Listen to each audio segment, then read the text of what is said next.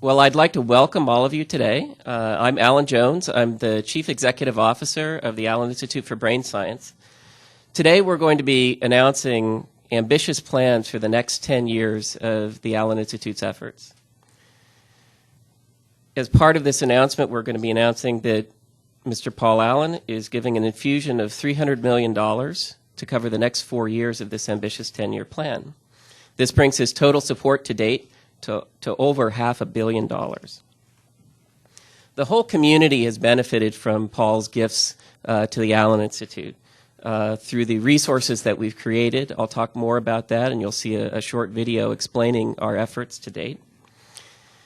And I'm deeply humbled and honored today to share the stage with two people I really admire and respect, Paul G. Allen and Christoph Cook. They'll be telling you more about this gift and our future plans. I'd also like today to recognize some very important people that have been instrumental to our success for the organization over these past many years. I'd like to start by recognizing Jody Allen, who was our board president and CEO of Vulcan Inc.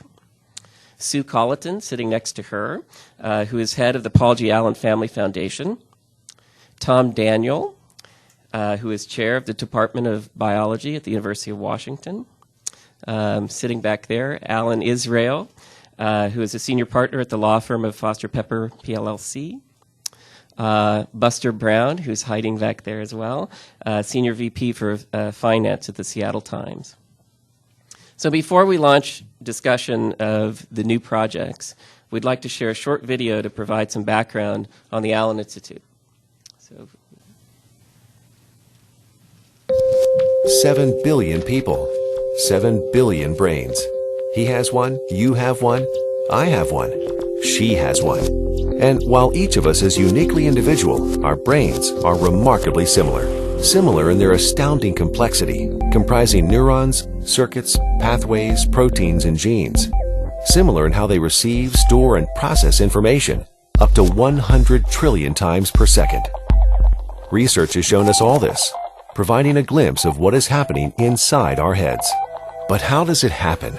Exploring the intricacies of brain function, the foundation of how we remember, relate, and communicate, calculate, and comprehend, think, feel, and do. This is the work of the Allen Institute for Brain Science.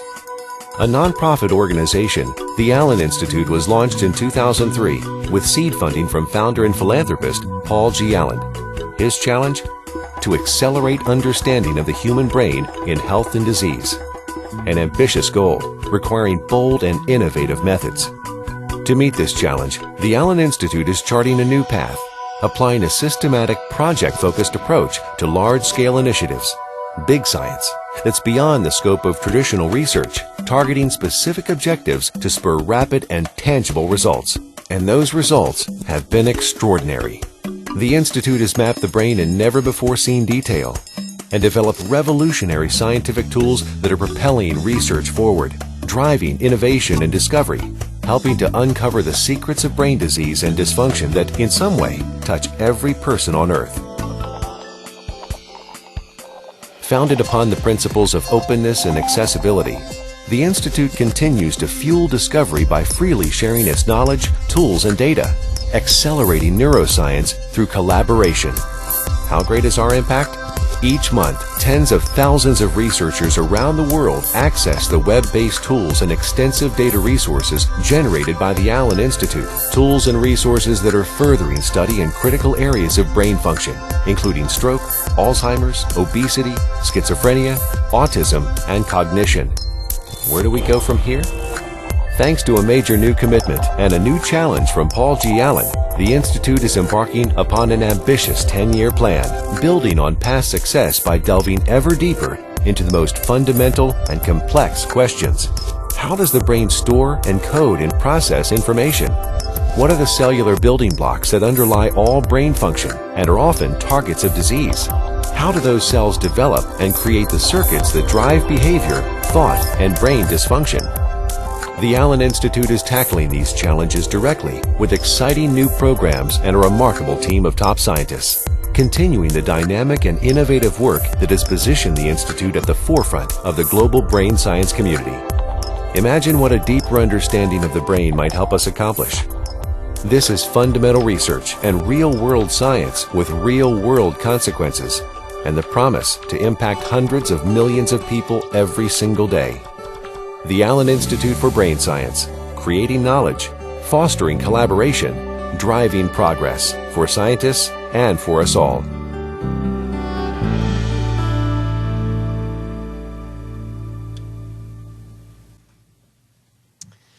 So today marks a major milestone for the Institute.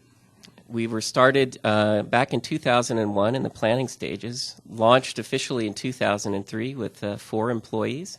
We've now grown to 185. We're spread over 3 different buildings in 60,000 square feet of lab and office right here in the Fremont area. Those 185 people represent a wide variety of different disciplines that have all come together to honor this mission of creating foundational resources for the neuroscience community. We started creating maps of the brain. We started with the mouse brain, and we mapped where genes were turned on in the brain. We've done that for the developing mouse, the mouse spinal cord, and then have subsequently moved to human brains. Last year we announced launching of the Adult Human Brain Atlas. And we're now embarking on a project in which we're starting to map the wiring of the mouse brain. All of this has been done in a big science concept and an open science concept of sharing all of the data and information we generate for free to researchers around the world.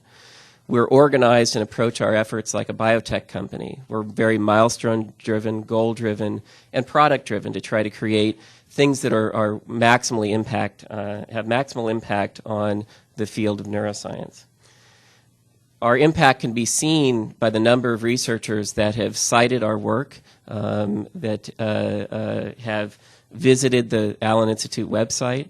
So roughly 50,000 unique visits to the website every month from researchers around the world. These are researchers from pharma companies, from biotech companies, from academic research labs around the world.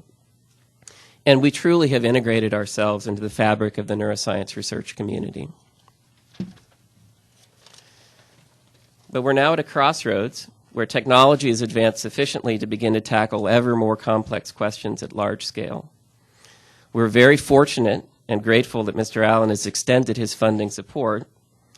And now to talk to us about what motivated this newest grant, it is my distinct privilege to introduce the founder of the Allen Institute for Brain Science, a man with extraordinary vision, interests, and passion, Mr. Paul G. Allen.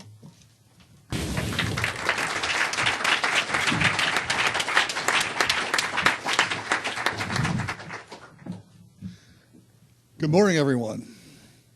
Thank you all for joining us today. As Alan said, I have made a new financial commitment to the Institute, a pledge of $300 million to fund new programs you'll hear more about today as we progress. I've always been fascinated by the workings of the human brain. I'm awed by its enormous complexity. Our brains are many magnitudes more advanced in the way they work than any computer software that has ever been invented. Think about this. We can teach students to program computers in a couple of years of school. But even with a lifetime of learning, at present we are far away from fully understanding the brain. Thus, we have only begun to scratch the surface of the complex problems inherent in figuring out the deep, detailed knowledge of the brain's inner workings.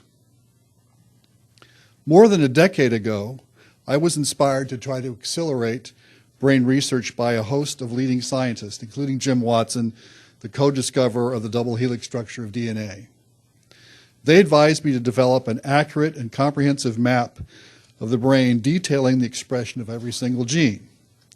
This would be key to solving basic questions about human behavior, brain disorders, and diseases. It was a call for big science, industrial-scale research. It was clear that we would need the top researchers in the field, as well as large-scale custom technology to capture and process enormous volumes of data. The goal was to spur progress across the entire field, and the best way to ensure that was to allow researchers anywhere in the world to access that data for free. This would set a benchmark for open science and our findings would be public. We've built that map, and scientists around the world have used our data for a variety of important projects, including research into autism, brain tumors, Alzheimer's, epilepsy, and Down syndrome, to name just a few. Today, the Brain Atlas is used by researchers studying just about every facet of the brain. I'm very proud of the accomplishments Alan and others have been able to share with the world. Alan is a brilliant researcher himself who has put together a top team of scientists, staff, and advisors. Together, they generate, organize, and curate the massive amounts of data that fuel discoveries by the global research community. I also want to take a moment to thank Christoph Koch, the Institute's Chief Scientific Officer, who has just joined us from Caltech. Christoph's world-class talent in the biophysics of the brain and his vision have been key in launching the new initiatives we're announcing today. The Institute's work requires multidisciplinary collaboration. Our team comprises experts from different fields, from genomics and neuroanatomy to engineering, informatics, and computer science. We also work with many universities and other laboratories.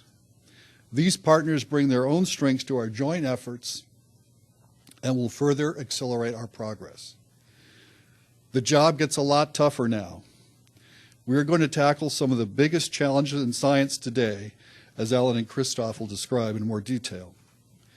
My commitment today doesn't just continue the work of the Institute, it greatly expands the scale and the scope of our mission.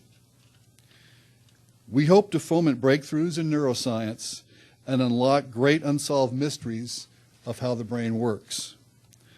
To understand this complex organ, we're starting with individual cells to better understand how they develop, integrate information, and make decisions. In parallel, we're going to be studying how collections of brain cells together act to form circuits and how information is input, transformed, and processed in those circuits.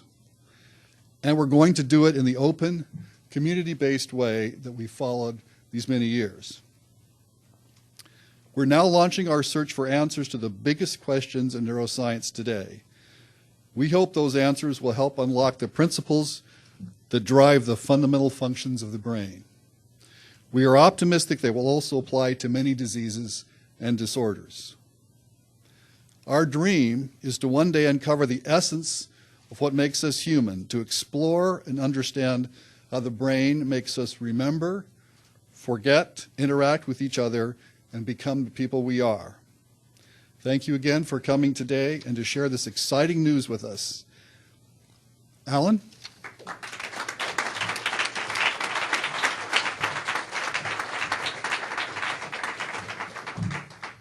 All right, thank you, Paul. Now we'll talk more about the three initiatives that Paul just mentioned that are currently underway. First, the study of brain circuits, or how information is coded and processed in the brain. Second, characterizing and cataloging cell types, the wide varieties of different cells that form the building blocks of the brain. And then finally, understanding information circuits within cells at the molecular level. Christoph Koch is going to tell you more about this. But let me highlight that these programs are designed, as Paul mentioned, to yield foundational knowledge for the larger scientific community, to provide publicly shareable data, and to provide new tools and technology that will accelerate progress across the global research community. Our Chief Scientific Officer, Christoph Koch, is here to discuss these initiatives in greater detail. Christoph is a world-renowned neuroscientist and expert in the fields of biophysics, neural computation, and neural systems, and we're honored to have him bring his wisdom and his energy to these new endeavors. Christoph.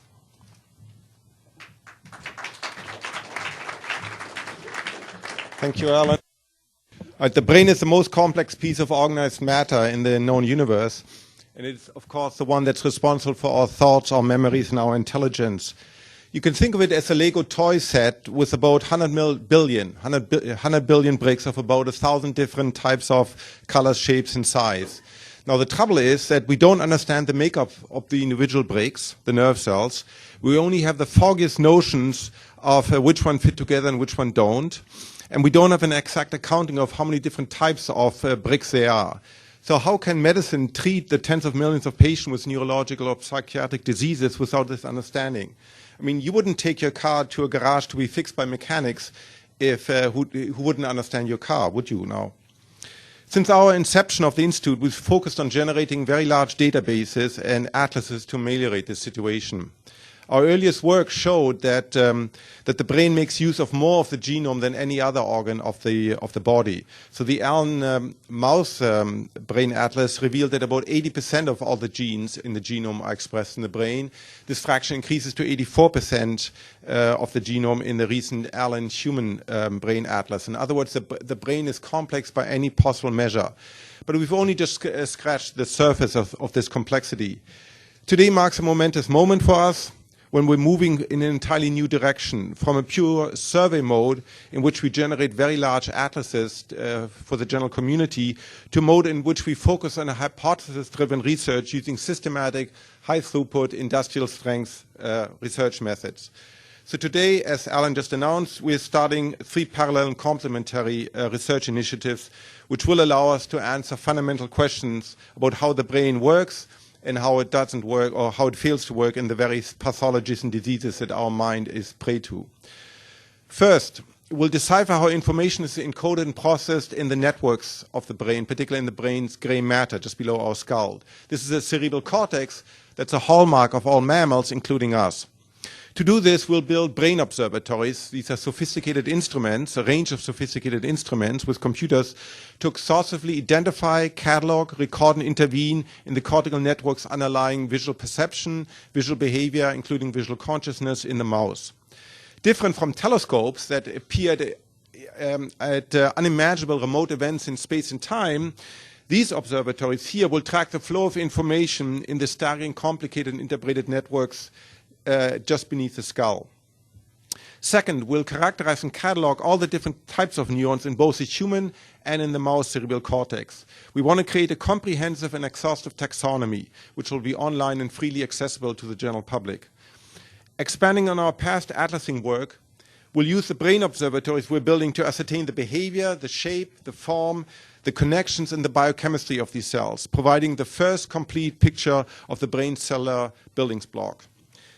We'll count and classify every neuron in the mouse visual system, there are about 2 million of them, and visualize the activity throughout the brain from the eyes to the muscles in behaving mice. Now, unlike brain imaging, where you can just see brain regions that go up and down, our brain observatories will be able to pick up the chat of individual neurons. We can listen to individual neurons, and that's critical because it's neurons that are the atoms of perception, of thought, of memory, and of consciousness. And so we have to be able to track them.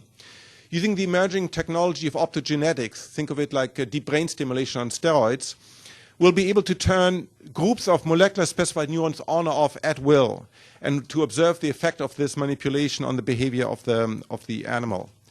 Detailed computer simulation will combine all of this knowledge into a model that can predict and explain what goes on in a very quantitative sense.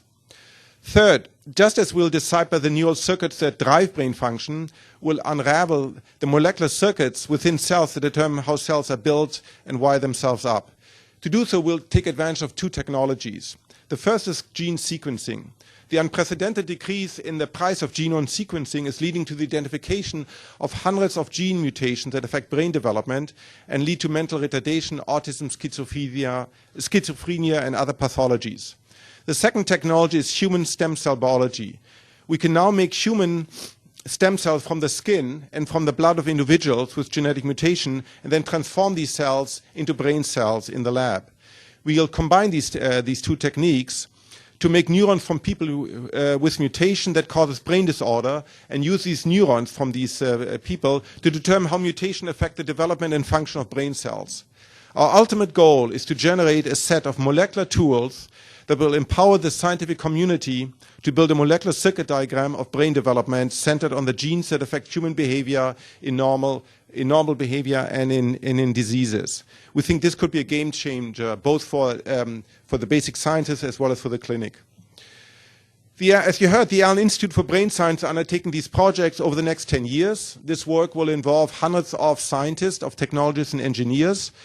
and this is all made possible by Mr. Allen's generous $300 million commitment and his challenge to us. To make meaningful progress, it's really critical that we tackle these questions in a very novel way that's very difficult to achieve in an academic institution. So we have to do it at an unprecedented scale, and we have to do this by a complete breakdown of the traditional disciplinary boundaries. So to this end, we're recruiting some of the best minds in science in fields ranging from neuroscience to system biology, from computer science to physics. So as Chief Scientific Officer, I'm pleased to be joined in this endeavor for the next decade by some truly stellar scientists who will help lead our new initiative. First off, there's Clay Reed, who is he is both an MD and a PhD and is a professor of neurobiology from Harvard Medical School. Is going to be joining us to lead our neural coding efforts, and he'll be instrumental in setting up our brain observatory because he's the recognized world's expert on observing neurons using fancy microscopes. Second, there's Ricardo Dolmetsch. He's a PhD and he's been joining us. He's a professor of neurobiology at the Stanford School of Medicine at Stanford University. And he's a developmental neurobiologist and a world expert in system biology and the neurobiological basis of disease. And he'll lead our cell network efforts. Last but not least, there's our very own Honghui Zheng. She's the Institute's Senior Director of Research and Development. She's pioneered the Institute's effort in what is now called connectomics. It's a science of the wiring of brains. And she's using now her current project she's leading is using our existing resources to catalog the entire brain's wiring in a comprehensive manner.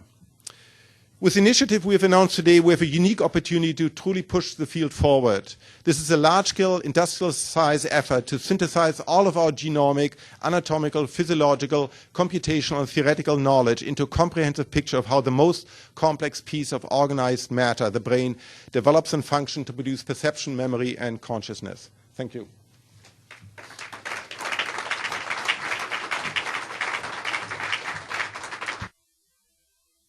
All right, thank you, Christoph and Paul. And now we're going to open the question and answer session. We have people on the phone as well, so I guess what we're going to do is open the floor first to questions, and then we'll alternate between questions from the floor and from the phone. So, okay, here. Let's see. I'm Alan Boyle with MSNBC. I wanted to ask about how the money will be used. The news release mentioned that the staff of the Institute itself will be doubled, and I suppose that will take up a good amount of the money. But can you talk about how much might be used for development of new tools and how much might be used for bringing in visiting scientists to use this observatory? Great question. We plan on using the funding for all of those things, as you mentioned. Without giving specific amounts for each of those, we are certainly planning on doubling the size of our current staff of 185 in the next several years. So you're correct in that a significant amount of money will be spent on that. But these observatories are going to be very big, large, capital-intensive investments of equipment, of lab space, those kinds of things. So there will be a significant amount spent on that. And then, unlike what we've done to date with the Allen Institute, we're going to be making significant investments in both the people and the technology development to really push on the bleeding edge of technologies in this space. Take a question from the telephone. The Wall Street Journal, go ahead. Yes, this is Lee Holtz at the Wall Street Journal. A question for Paul Allen, if I may. Sir, I wonder if you'd help us understand your philanthropic impulse a little better here. You have a great many different activities, a great many interests. You funded many of them with foundation grants. Yet, in the area of basic neuroscience research, you've now donated to $500 million. It's an extraordinary commitment. I appreciate your opening remarks, but I'd like to better understand why neuroscience, why this particular field. Well, as I said in my speech, I've always been fascinated by the brain. If you start out as a programmer, I did, in high school, the brain works in a completely unknown and different fashion than computers do, and it's amazingly complex. So there is really no greater challenge with potentially huge impact than understanding how brains work. So for me it's both fascinating and as someone who's been also been touched by the impact of neurodegenerative diseases. My mother has Alzheimer's, for example. I want to see cures of those things brought forward for the benefit of everybody. So it's both a fascination with the basic research and science and the hope that we develop things that help bring forward these potential cures of diseases. Does that answer your question? Thank you, sir. Yeah. Telephone, New York Times, go ahead. This is Ben Carey, New York Times. I have a question for Paul Allen as well. Sir, I wonder if this is 10 years now, and you had your reasons you've just described there. I wonder, and it's an investment, even though it's a philanthropic one. It's an investment like some others. If there were things you were hoping for, a decade ago, sort of low-hanging fruit, a breakthrough or a break, at least in understanding any particular disorder. It's one thing to build tools, and another whether those tools help to actually, crack one of these problems. Well, I think if you look, and we've provided I believe, succeeded in our original mission, provided a fantastic resource for researchers globally to delve into all these different areas. But progress in science and all these things is helped along by these resources and helped along by many people's philanthropic investments and funding from the government and so forth. And I think we are starting to see some progress in these different areas. But now we've decided to tackle the most fundamental, challenging problems that exist in neuroscience. And this is a very, very ambitious goal, and it's going to keep us well occupied for the next 10 years and probably longer. We hope to see the same kind of results in this fundamental research in function and cell function and circuits and coding in the brain that we've seen in terms of generating data. Alan, you want to add something to that? No, I would just. I think that's a great response, and it's one of the things that we've realized, especially related to progress towards disease. These are incredibly hard problems, where everyone is moving forward, technologies are moving forward, and I think the opportunity that we're talking about today has really been built on top of all of the work that we've contributed to, as well as others have in the field, for advancing knowledge, providing this foundation upon which we can now begin to seriously consider launching an effort to tackle some of these serious problems. I guess I would add that if you look at anything from whether it's cancer to Alzheimer's to any of these interesting disease treatment questions, or the fundamental working of the brain, these are extraordinary complex systems that you're trying to decipher and be able to manipulate and understand. And so there's what I call they're so complex that there's what I call the complexity break that holds you back from just thinking you're going to apply some technology in a few years and have a result. It's a lot of hard work. It's going to take the best minds and efforts of all of our staff to try to accelerate that progress. But I'm very excited what we've done so far, but now we're going to tackle even tougher problems. This is Luke Timmerman with Xconomy. This is a question for Paul. Was there a particular milestone or moment in the last couple of years that the existing team achieved that gave you the confidence to make this big of a commitment for the next 10 years? Well, I think we've achieved quite a number of milestones in terms of the database on the mouse brain, the spinal cord, developing mouse, and now we're on human brain number 6 or 7. Getting there. Okay. This year will be 6. Okay, yeah. 6. So we've been able to meet the milestones in terms of providing data, but now we're Christoph could probably explain better than I can, but we're tackling fundamental science. So it's not just about looking and providing a database of the genetics of individual cells. Now we're trying to figure out how this whole system works together, which is amazingly complex and challenging. So we're actually ramping up our ambitions in a very significant way with this next step. Okay, we'll check the telephone. Alice Park with Time, do you have a question?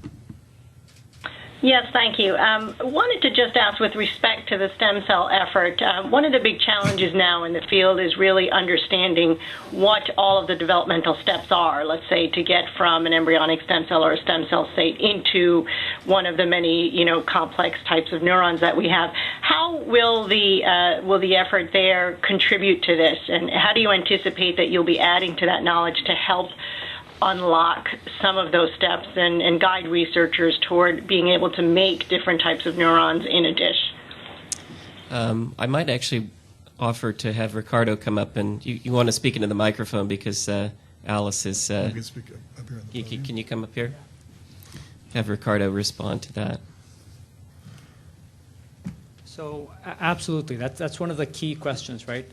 We do have this technology to be able to make stem cells from humans, and we can use them to make neurons, but of course there are many different classes of neurons, and one of the things we'll be working on is to try and make all the different types of neurons. And this requires a big effort because there are many different classes of cells, and we're really only at the early stages. But I should say that the promise of the technology is enormous, right? The fact that I can have somebody standing right next to their own brain cells, in principle, even next to a little piece of their brain is transformative, especially if it's we're talking about somebody with a disease.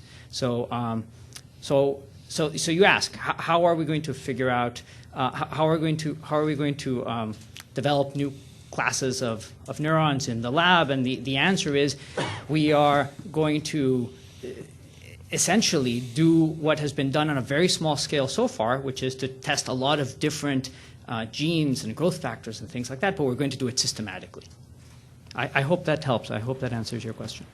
And then I would just like to follow on to that unlike a typical research investigation where we would wait and maybe publish our papers outlining how to do this, we're going to be making all of this know-how and information available and hopefully providing standards across our number of different projects for the field. Has the Institute reached the critical mass it needs to be the world center for this sort of thing, or will this grant get you there? And are there any challenges you have in bringing the top minds, so to speak, here for this? And also, could you talk about the physical limitations that you're looking at in this space and whether you're going to establish a new facility somewhere? Okay, lots of questions there. Do you want to address the talent question? And the talent and organizational question is that we're not we're very different from an academic institution where you have a bunch of individual principal investigators or professors that each pursue their own goals. So here the challenge is that we're going to win or lose as a team effort. So we have to attract the world's best talent, which we are in the process doing successfully, but then we have to imbue them with sort of a team spirit that we all have to work tightly together, and we can't all head off in different directions, but we have to work towards common goals and common standards and common methods to make sure that the physicists and the molecular biologists and the developmental biologists and the anatomists, we're all looking at the same system. That's the true challenge from an organizational point of view. And to address the question of the physical space and locations and labs, obviously right now being in 3 locations is not ideal. We'd all like to be in a single building at some point, and we're currently looking at different options for that. We haven't made a decision as to what that ultimately looks like, but that's certainly something we're actively looking at now. Okay, we have a question from Forbes. Go ahead. I did not key in a question. Okay, great. We'll just try next. How about The Economist? Go ahead. Hi, Keith Seinfeld from KPLU. This is typically a role that big science projects that the NIH might fund and lay out. There is, in fact, a blueprint for neuroscience research. So I'm just curious how you see your role in relation to the NIH, and I guess a follow-up to that is, will you be competing at some point for NIH funding? So I'll take a stab at that one. So we have been very successful in gaining NIH funding, I think in part because we offer a unique organization that approaches things at a different scale than can typically be done in an academic research setting. So the way that I always look at those efforts is they're very complementary. Again, our efforts don't replace all the individual investigator, research-driven efforts that are out there. There are plenty of wonderful places that do that exceptionally well. We like to think of our efforts as really complementing them and hopefully being catalytic for their efforts. And so we certainly don't envision any of these things as being competitive. These are really, really hard problems, and it's not about competing. It's about we're all trying to get to these goals together. And so we like to consider that we work with NIH, and there are other initiatives worldwide that are all pushing towards these goals, and we try to talk to and collaborate with all of them. Hi, this is Valerie Bauman with the Puget Sound Business Journal. And Mr. Allen, you had touched on keeping information and research open for the larger scientific community. I'm curious if at any point you guys are going to look into intellectual property and commercialization of any of the research that you are doing here. That's not something I'm focused on now. This whole initiative is about trying to push the boundaries of what we know about the brain, and using the same kind of methodology we have been using to disseminate that information, and our external collaborations, whether it's with NIH-funded groups or universities, has been great, and it's going to continue. So that really all gains so much more momentum if you take the kind of open approach we have, and that's why there's so many people using our database online right now, and why we're getting so much uptake of the information we've already produced. Brynn Nelson, freelance. This is a question for either Dr. Jones or Dr. Cook. I'm wondering if you could talk a little bit about your expectations or hypotheses about the role of epigenetics in the development of the neural cells and also the networks, given its role in turning on and off genes. Christoph, you want to? Yeah, I mean, in the visual system, we can investigate those questions because we can manipulate the visual environment very well throughout the development of the animal, in this case, a mouse. So, as always, it's going to be a combination of both epigenetics, the experience of the mouse, the type of visual environment. Is it seeing only vertical bars, or is it only living in a world where there are only horizontal bars? And how will these different visual environments affect the wiring of the brain? To maybe take a more technical stab at that question, yeah, we're indeed looking at, for example, the Cell Networks project that we talked about, doing the kind of chip-seq experiments, looking at methylation, those sorts of things that would hopefully address that head-on.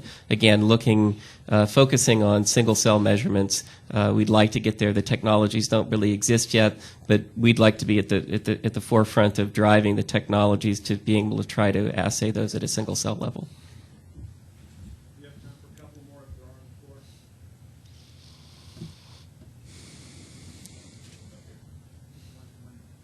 If we go back to the motive question a little bit, the Journal, the New York Times asked you, it's interesting the parallels with your interest in science fiction and exploring space and observatories. Was there a particular book or point at which you became real interested in exploring the brain as well? I can't point to any particular book as such. I mean,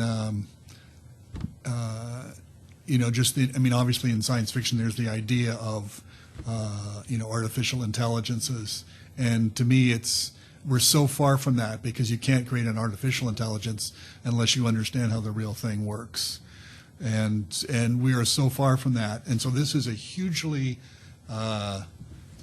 challenging area, and it cries out for this kind of industrial scale attempts to decode parts of it, and so we're embarking on that trip now. So there's probably some influence there, but I guess that's what I would say about that. Blade Runner? Blade Runner. I love Blade Runner, by the way, but those androids were kind of pesky, actually. Yeah, there was a book called Final Encyclopedia that had all of human knowledge in a computer. But I mean, we're so far from inventing intelligent machines, and we're so far from understanding the brain. So, I think both those things are fascinating and challenging. And I've always been fascinated by both questions. We'll take a question from Scrip. Hi, this is Mandy Jackson calling from Scrip. Perhaps you addressed this earlier. I apologize for getting tied up with something else and calling in late, but I wondered about, you were talking a little bit about collaborative efforts with institutes and universities. Are you working, or do you plan to engage the pharmaceutical or biotech industry companies that are out there working on similar types of research? I can field that one. Absolutely, we're very interested in partnering with any number of different organizations.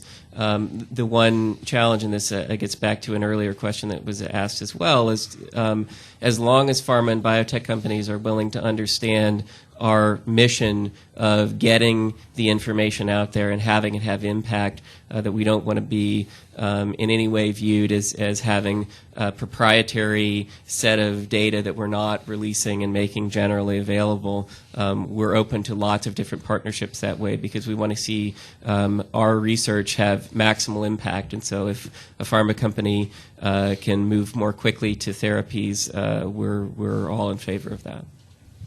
We have done some specific work with philanthropic groups on things like autism and so forth, and sleep disorders, right? So we have done those kinds of specific things. But just to try to recharacterize it one more time, that we're doing basic research here. This is basic research about how the building blocks work and interact with each other, and hopefully that will have implications of disease. But we're not starting by looking at particular disease states or something like that. Would you agree with that, Christoph? Yes. I'm wondering how long you think it'll take to accomplish your goal. It's been described somewhere it was a 10-year project, and I saw that the funding, your initial funding, Paul, was for 4 years or something. So what happens? It's expensive. Yeah. So what happens after 4 years, and how long do you think it'll take? Well, after 4 years, I mean, we're going to look at how far we've gotten in the different areas, and what's going to require more funding, or scaling up, or scaling down, or refocusing. So we have very ambitious goals for the next 4 years, and then we'll fine tune and see what course changes we want to make after that. But there's no shortage of challenge here. This is going to be a long, ongoing project.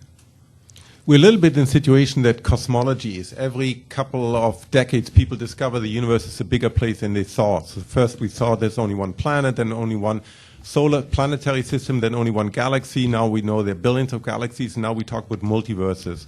Similar thing in brain sciences. Every new generation we develop new technology, we realize there's still vastly untapped complexity. There are more laws and more regularities that we begin to uncover. We don't know when this process is going to come to its end, so that we can survey everything and know when we'll have understood it. So it's very much an open voyage of discovery. Yeah, I think Christoph is exactly right. We're still discovering additional levels of complexity. We're going to try to unearth additional levels of complexity. We're probably going to see a lot more when we get down these details. Every time you look at a more detailed level, you see more complexity. But then the goal is to extract the organizing principles from that complexity, so you can figure out how everything works together. And as the CEO, let me just add that we will be driven by milestones. This is not an open-ended project. We will be definitely marching along with very specific objectives that we have of generating these data sets, building up these capacities, and then, as Paul mentioned, and we've always operated in this way, where we need to show that we can meet specific milestones, and then we evaluate. We take a very strategic look and see where the landscape is taking us, and make some hopefully correct decisions in terms of moving forward. Thank you, everybody. Thanks.